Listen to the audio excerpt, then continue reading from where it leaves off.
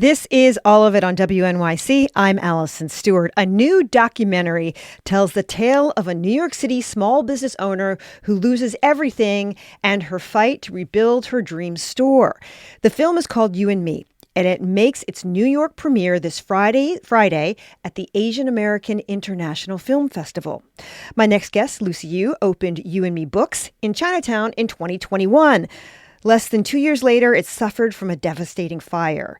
The documentary short, titled You and Me, captures Lucy bringing back her bookstore. The film was co-directed by my other guest, Esther Chan. Welcome to both of you.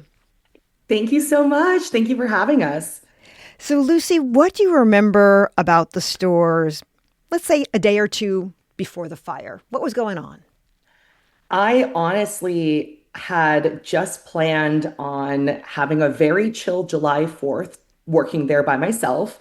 We were supposed to be closed, but I decided to open and just have some friends come by. And that was the day of the fire, July 4th of 2023.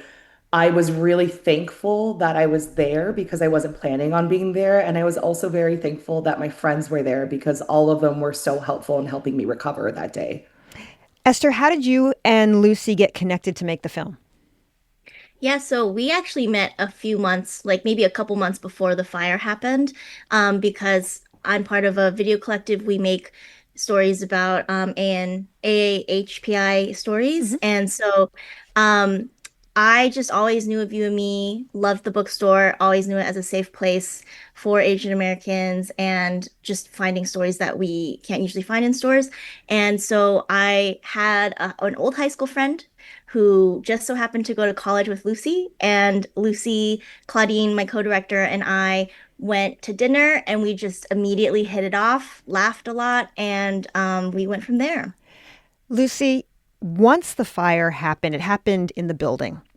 Um, when you first walked in and you saw what had happened to the bookstore that you dreamed of owning, what was your first response?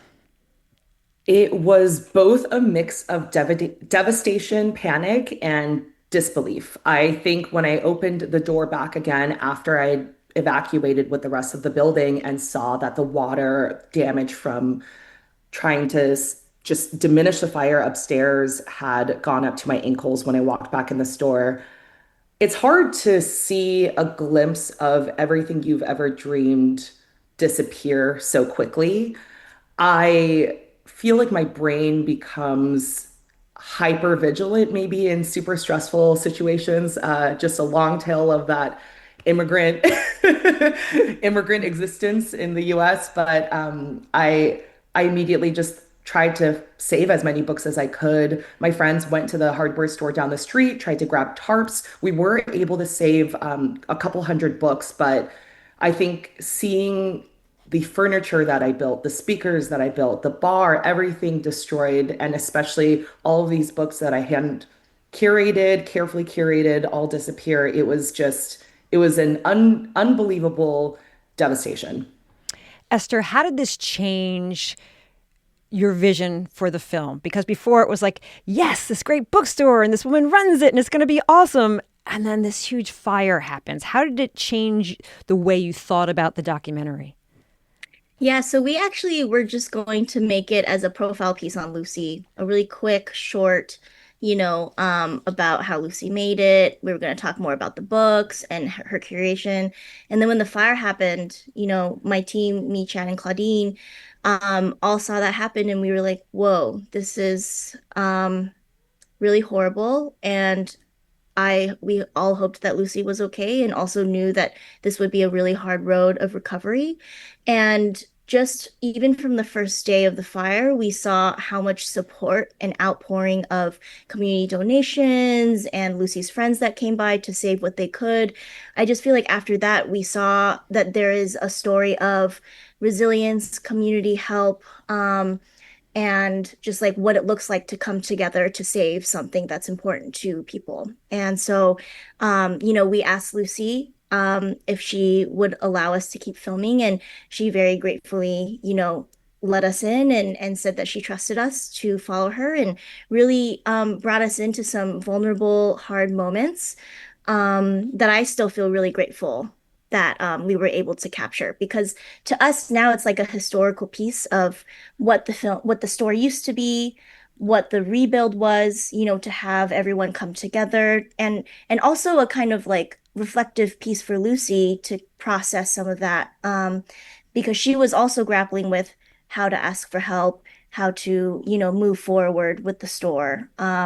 And what that looks like for her. So I think it really changed everything to be more of a community focused piece with this sort of narrative arc. I'm speaking to Lucy Yu, owner of You and Me Books, and Esther Chan, co-director of You and Me, a documentary about the bookstore premiering at the Asian American International Film Festival this Friday. Lucy, were you surprised about the support you received from the community, as well as big names like Min Jin Lee? I was super surprised. I am still surprised by it. I think every time I rewatch the documentary, I'm like, I cannot believe so many people came out to support me. We raised almost $350,000. We had about 7,000 individual donors, and we're a small bookstore. And I think that I've now at this point, at this version of myself that has gone through all of those things, can really reflect and accept the beauty that comes from creating something from my heart and creating something that I really believed would bring us together as a community.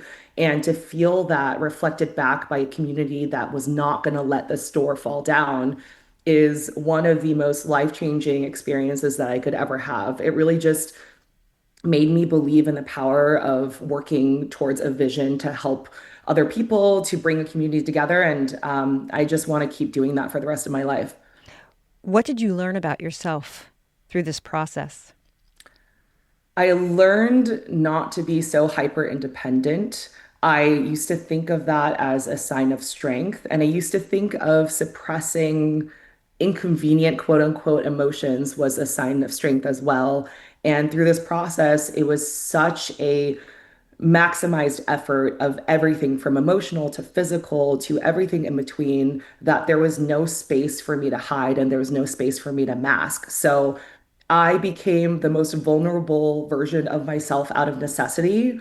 And I discovered that there was so much love and support. And actually, that version of me, the truest version, resonated even more deeply with other people, which is what I was so far from what I ever expected to happen, and something that I feared if I were this vulnerable person of myself, that people in my life would leave me because they would think I was too much or inconvenient. And I think reframing that and understanding that the core of community relies on this ability to remain soft and open and vulnerable and emotional. And that is the threads that carry a safety net that we create together. And that is deeply changed who I am as a person. And it also has changed my outlook on life. And looking back at this documentary now, and I see all these different versions of who I was and who Esther was, and all these All your different haircuts. all, oh my God, so many different haircuts. There's the hair vibes on this film are top tier. But it's really, I have a lot of respect for everyone that was a part of this film because we gave it our all and we didn't know how it was going to turn out, but we followed our heart. And I'm really, really grateful to have a New York premiere this Friday. Yeah, Esther, how can people come see the film? Yeah, so we are premiering at Village East by Angelica and through the Asian American International Film Festival. It's unfortunately sold out right now, but you can line up for rush tickets, come early, stop by, see if you can get tickets. We would love to see you there. I have been speaking to Lucy Yu, owner of You and Me Books, and the co-director of the film You and Me, Esther Chan. Thanks so much for being with us. Thank you so much for having us. You're amazing and we love being on your show. We appreciate it. Thank you Hey, so you much. announced your bookstore on our show. I know. I was just telling Esther that my first ever interview was on the show, and it was because I called in as well, and this was back in 2021. Yep. So this is a really full circle moment. Thank you for always supporting the store, and thank you to National Public Radio in general.